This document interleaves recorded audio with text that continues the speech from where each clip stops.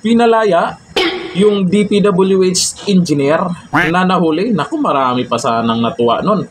1-0 daw. At may nahuli na. Paano yan? Pinalaya siya. At hindi lang yan ha. May magandang plano daw si congressman dito. Ito na nga. Ewan ko lang kung maganda ang dating sa inyo dito. Kasi naman, milyon ang pinag-usapan, bilyon ang pinag-usapan, pero ang piyansa, 60K lang. Tama kayo sa narinig nyo? 60K. Naku, barya lang sa kanila yan. Hindi po ako nag-react nung nahuli ito. Kasi mukhang iba yung pakiramdam ko dito. Hindi ko alam ha, kung bakit parang nag-alangan ako dito sa naganap na paghuli. Paghuli di umano na nanuhol yung isang DPWH engineer. Ito, DPWH engineer na nahuli sa panunuhol, pinalaya sa 60K peto-teto-tet na piyansa. Pansamantalang pagkalaya pa lang naman yan. Pero may plano si congressman tungkol dyan. Pinalaya pansamantala si DPWH District Engineer Abelardo Calalo na inaresto matapos umanong magtangkang manuhol kay Batangas 1st District Representative Leandro Leveste. Panoorin po natin yung paliwanag niya dyan. Pero tingnan muna natin yung komento po ng mga netizens matapos mabalitaang pinalaya sa halagang 60K itong si DPWH engineer na nahuli. Sabi ni Archie, maliit na bagay, 60K, pero pinag-uusapan, milyon. Sabi ni Erwin Labarrete, ganun talaga mangyayari dahil puro lang yan drama. Sabi niya yan ha. Sabi ni Joseph Buson, speaking of million pesos, 60K lang ang bill? Ang sarap ng nakaw sa Pilipinas. Yun nga, no? Bakit ganun yung... Samantalang yung mga mahihirap na halagang 1,000, halagang 5,000 ay talagang umaabot ng ilang buwan sa kulungan.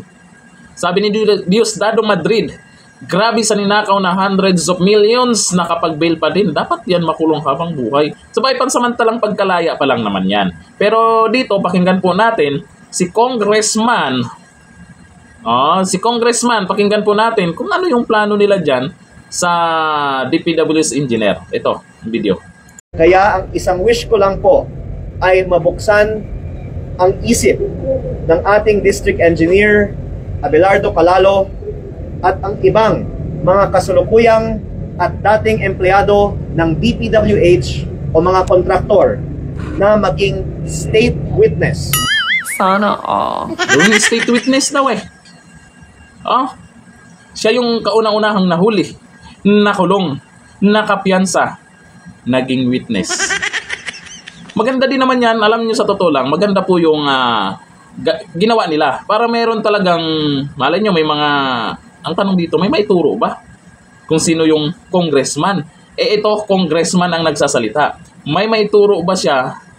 Parang, para sa akin dun pa lang sa pagkahuli, sa engineer na to, dapat masaya tayo. Kasi may nasampulan na. Kaya hindi ako gumawa ng reaction sa pagkahuli niya. Kasi iba talaga yung dating sa akin. Sa akin lang, iwan ko lang sa inyo dapat matuwa talaga tayo. Kasi kailangan may nanagot or may managot, nahuli. Siyempre dapat matuwa tayo. Pero, may pero. At ito na. Nakalaya, pansamantala, at gawing witness. Sa proseso naman, maganda din yan. Kung may maituro siyang iba. Ang tanong dito, may maituro ba siyang iba na sangkot dyan? At sino ang ituturo niya? Talagang gumagawa ba ng hindi maganda? Congressman din ba ang ituturo niya? Abangan natin yan. Para sama-sama nating mapanagot ang mga taong talagang nakinabang sa sistema ng korupsyon sa mga DPWH projects. Yan po yung sabi ni Congressman.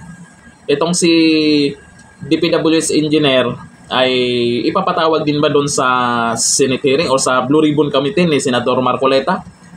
Pero kahit hindi na, mas tiwala ako kay Senador Marcoleta na mayroong mabubunyag ngayong September 1. May bulong-bulungan na meron ng mababanggit dyan.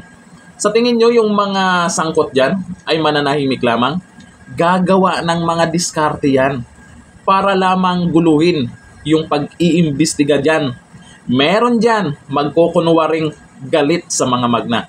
Meron dyan magkukunwaring galit sa naging corruption dyan sa flood control projects. Meron dyan na magmamalinis para hindi halata ba?